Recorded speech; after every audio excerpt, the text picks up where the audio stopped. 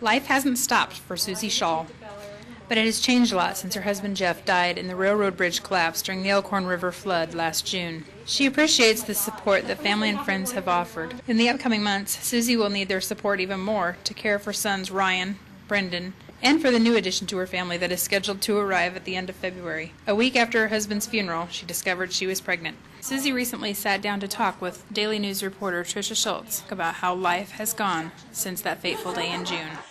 You know, I have to keep going for them. Unfortunately, life still goes on, and they still need a mother.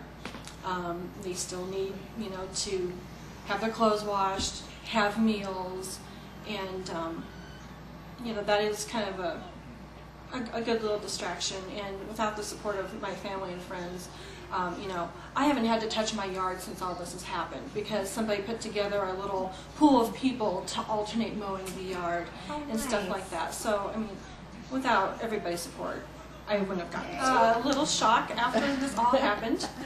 I found out a week after the funeral, actually. Oh my gosh.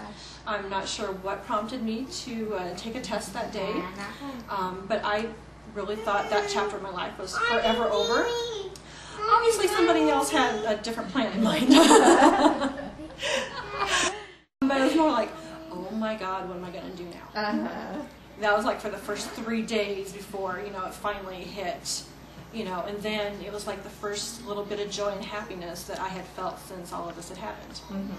And so it's giving all of us something to look forward to. Yeah, I mean, God works in mysterious ways. He really does. And, you know, it's just unfortunate that Jeff didn't have the opportunity to be a part of that, even though he knows. I mean, he was the first one to know.